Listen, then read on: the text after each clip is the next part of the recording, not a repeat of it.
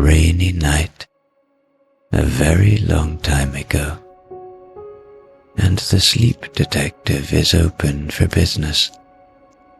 A lady comes to him who needs help with sleeping, and he hears her problems. Can he figure out the mystery of her sleep? But first, let's do the relaxation session, which will take a few minutes before tonight's sleep story. I'm going to count down from 10 to 1, and as I do, allow yourself to let go more and more. 10. Feel the support of the bed beneath you, or the floor, or whatever you lie upon tonight. And beneath what you lie upon, feel a deeper support, the support of the earth, our home, our constant support. And as you become aware of that support, see if you can sink into this moment a little more now. Just let go. A little more now.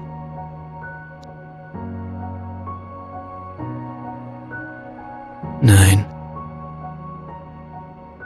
You are safe. Allow my voice to be an anchor of safety tonight, to be a friend, to be a gentle guide, a guide that only ever brings you to safe places, to warm and cozy places, to places that enable and support your sleep. Trust that my voice is a friend tonight.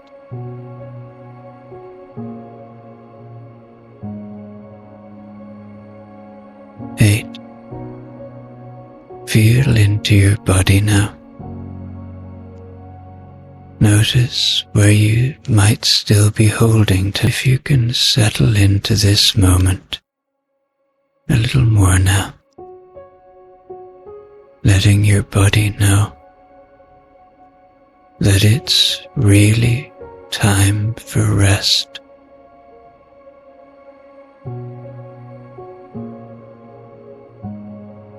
Five. Peace lives within you. It is a constant friend, waiting to be found, waiting to be felt. Where does it live within you?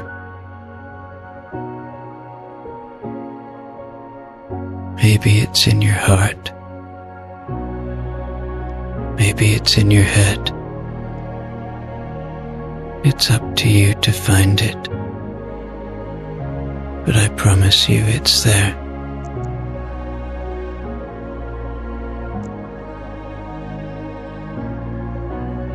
Four. Perhaps allow a little gratitude now. Gratitude for the simple things, for your body, for the shelter you have tonight, for the ones you love and who love you, for the beauty and wonder of this world, of this planet,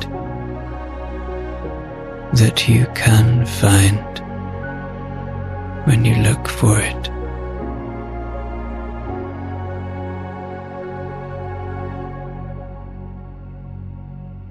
Three, begin to engage with your imagination now.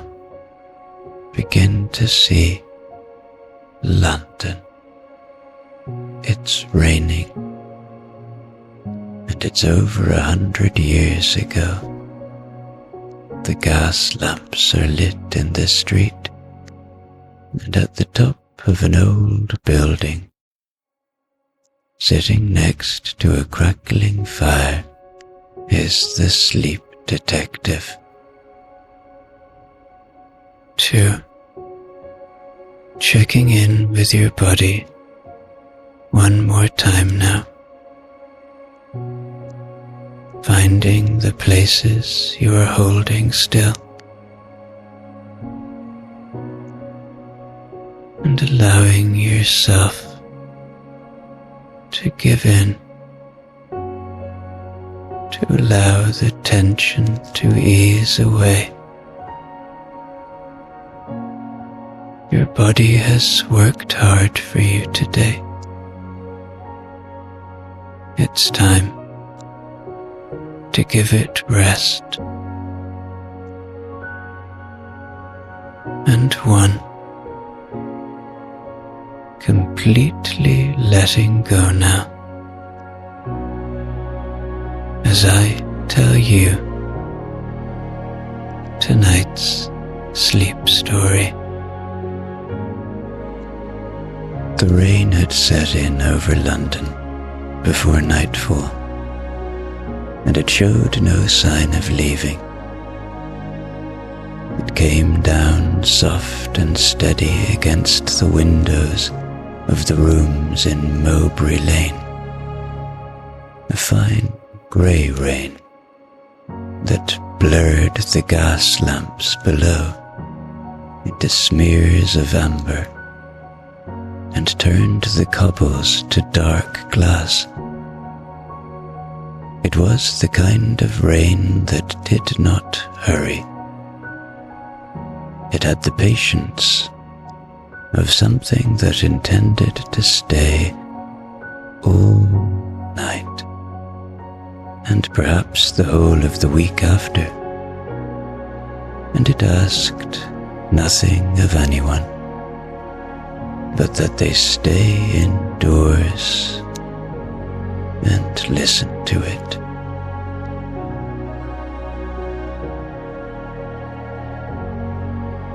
In the upper rooms, where a fire burned low and orange in the grate, the sleep detective sat in his chair by the window and watched the rain come down.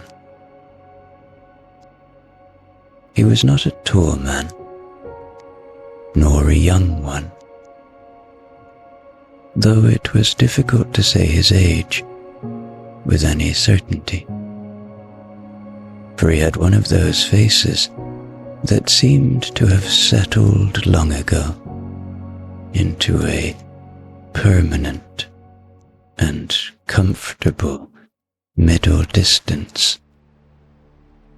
They speak of the sleep detective. "I am," he said. "Come in out of the rain.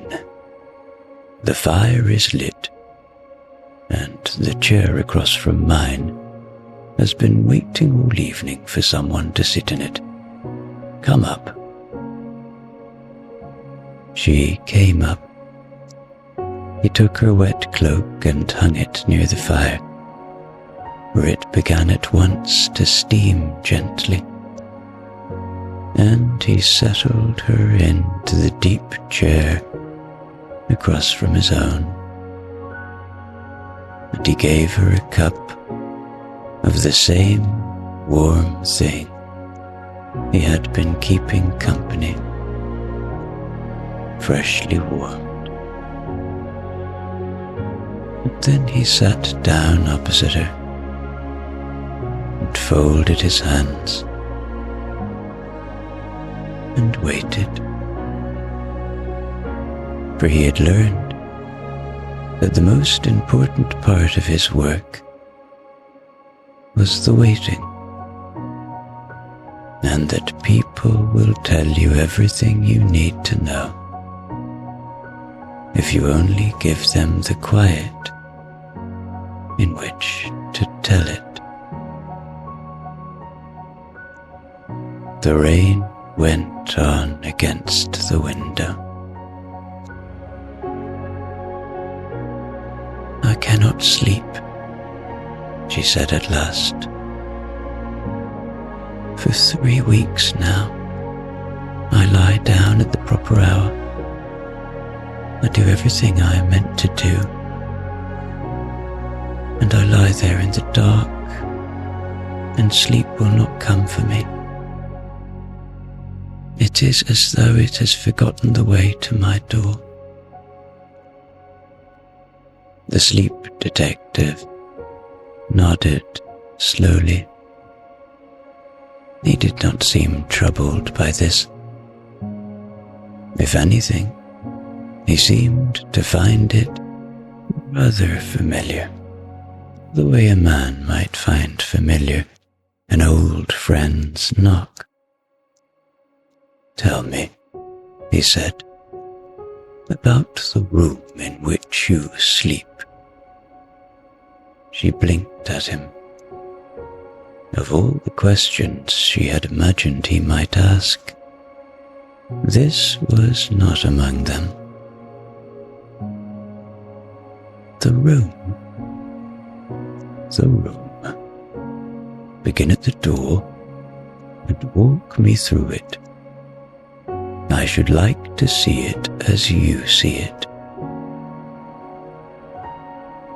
And so, a little uncertainly at first, she began to describe it.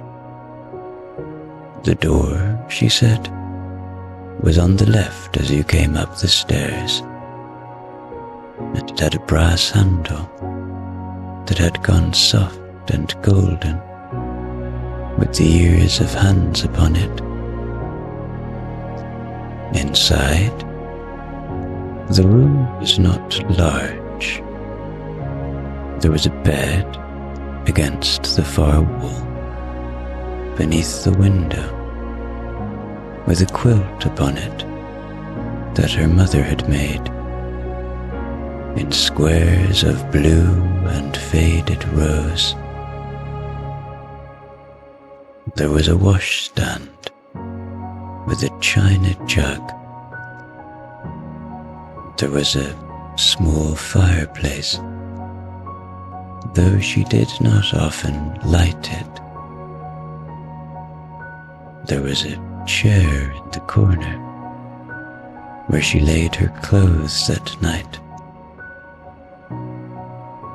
There was a rug upon the floor, worn thin in a path between the bed and the door, where her feet had walked it for years. As she spoke, a curious thing happened. Her voice, which had begun tight and anxious, began to loosen. The room rose up around the words as she described it, and describing it seemed to calm her, the way it calms a child to be told a story it already knows. "And the window," said the sleep detective gently. "What do you see from the window?" "Rooftops," she said. "Wet, slight rooftops understand. You wish to know how to catch your sleep, he said. But that is the wrong question. And it is the wrong question that has kept you waking. The right question is gentler. The right question is only this: how shall I make the night so soft and so safe and so without any urgency at all, that sleep should wish to come and sit beside me of its own accord?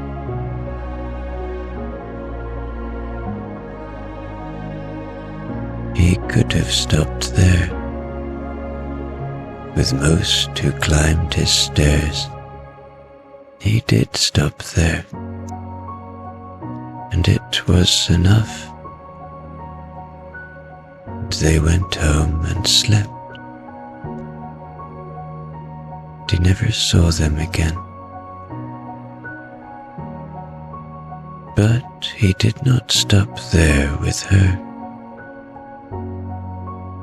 for he had been listening, really listening, in a way that was his particular gift. And something she had said did not sit right with him, and the sleep detective could no more leave a thing that did not sit right than a man could leave a stone in his shoe and walk on. But yours, he said, is a stranger case than most. And I should like to tell you why. For I think you have come to me believing yourself one sort of sleepless person, when in truth you are quite another. She looked up at him. Most who come to me, he went on, have never slept easily in all their lives. They have a watchful make to them. They were the children who lay awake listening to the house, who heard every stair settle, and every pipe knock, and who grew into men and women who cannot put the day down when the day is done. For those, I have only kindness, and the long, soft, dark, and the rain. I cannot cure them, for there is nothing to cure. It is simply their nature, and a gentle enough nature it is. He leaned a little forward in his chair the firelight moved on his face. But you are not of that kind. You told me so yourself, not 10 minutes ago. Though you did not know you were telling me anything at all. You said that sleep had forgotten the way to your door. You let the word who have slept lightly all their lives. For them, the long night is simply a quieter place than it is for me, and your sleep has slipped out through the gap.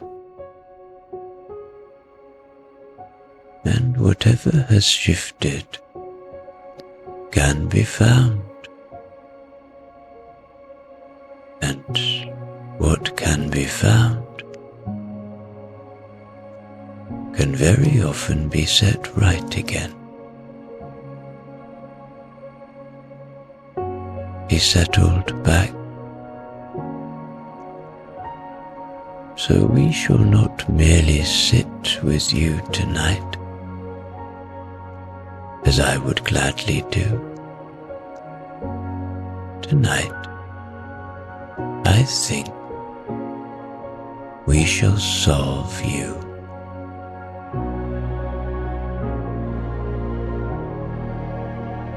How? She said. How can you find a thing like that?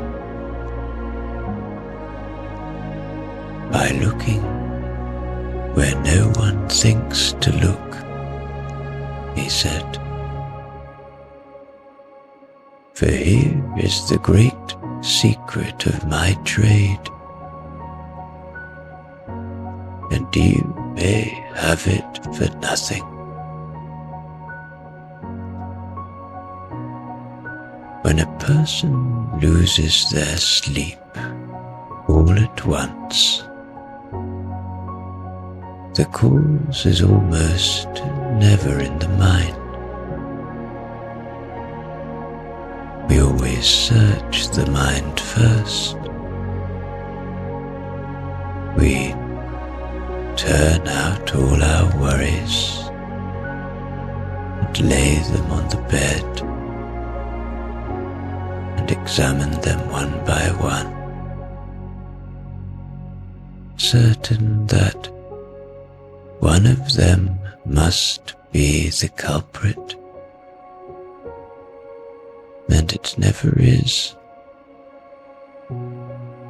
The cause is almost always in the room. It is some small and ordinary thing, so settled into the habit of the nights that the sleeper has long since stopped noticing it is there.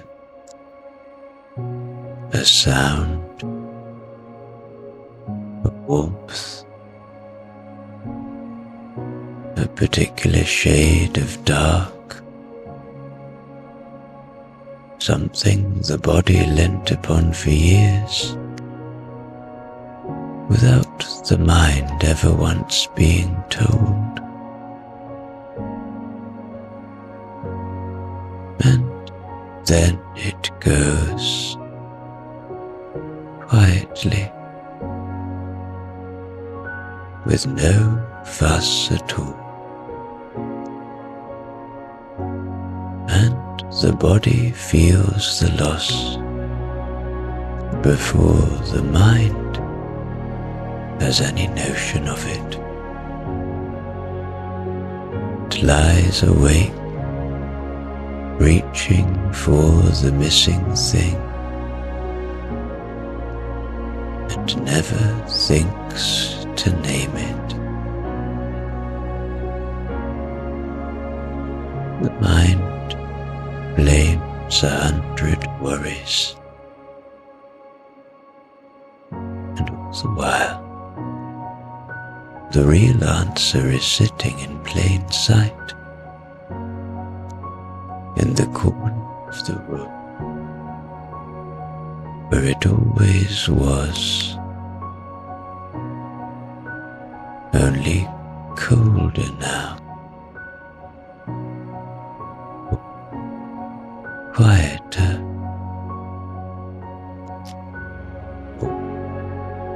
gone.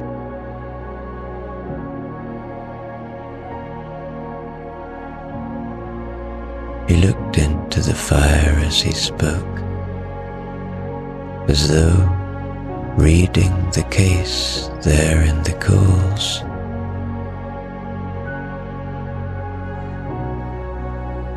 I was called once, he said,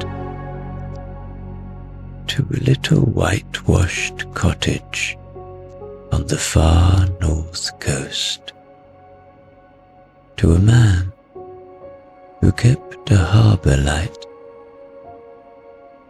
great broad fellow, strong as a door, who had slept like a stone every night of his life, and now could not close his eyes